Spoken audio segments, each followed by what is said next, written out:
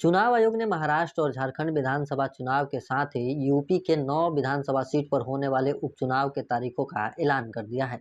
इस ऐलान के साथ ही दोनों राज्यों का राजनीतिक तापमान बढ़ गया है। अपनी अपनी समीकरण बैठाने में जुटी बीजेपी, कांग्रेस सहित दोनों राज्यों की पार्टियों में बसपा प्रमुख मायावती ने खलबली मचा दी है। दरअसल चुनाव आयोग ने जैसे ही दोनों राज्यों के चुनाव के तारीखों का शेड्यूल जारी किया, तो इसके तुरंत बाद बसपा प्रमुख मायावती ने ट्वीट कर अपनी प्रतिक्रिया देते हुए चुनाव आयोग के फैसले का स्वागत किया। इसके साथ ही अपनी पार्टी बसपा को लेकर बड़ा ऐलान कर दिया। उन्होंने अपनी ट्वीट में कहा कि भारत निर्वाचन आयोग द्वारा महाराष्ट्र व झारखंड राज्य विधानसभा आम चुनाव के लिए तारीखों की गई आज घोषणा का स्वागत।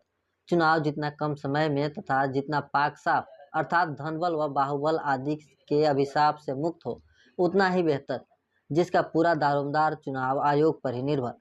बीएसपी इन दोनों राज्यों में अकेले ही चुनाव लड़ेगी और यह प्रयास करेगी कि उसके लोग इधर उधर न भटके, बल्कि पूरी तरह बीएसपी से जुड़कर परम पूज्य बाबा साहेब डॉक्टर भीमराव अंबेडकर के आत्मसम्मान व स्वाभिमान कारवा के सारथी बनकर शासक वर्ग बनने का अपना मिशनरी प्रयास जारी रखे। यूपी में 9 विधानसभा की सीटों पर हो रहे उपचुनाव में भी बीएसपी अपने उम्मीदवार उतारेगी।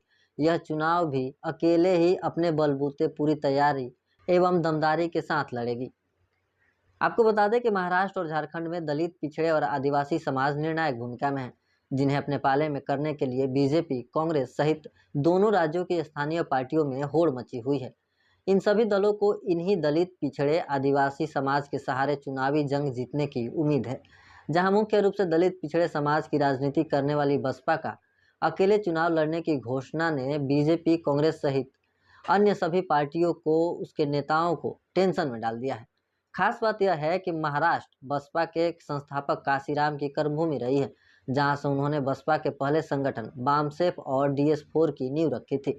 यहां बसपा का अच्छा खासा जनाधार है, जबकि झारखंड आदिवासी, दलित और पिछड़े समाज का बाहुल्य राज्य है। इन दोनों राज्यों में दलित, पिछड़े और आदिवासी समाज बसपा का कोर वोटर माना जाता है। ऐसे में मायावती के अकेले ही दोनों राज्यों में चुनाव लड़ने की घोषणा से अन्य पार्टियों में उनका समीकरण बिगड़ने की चिंता सताने लगी है। बहरहाल अब देखने वाली बात है कि दोनों राज्यों में बसपा कितनी मजबूती एवं दमदारी के साथ चुनाव लड़ती है और जनता का कितना साथ मिलता है, यह तो आने वाले समय में ही पता चल सकेगा।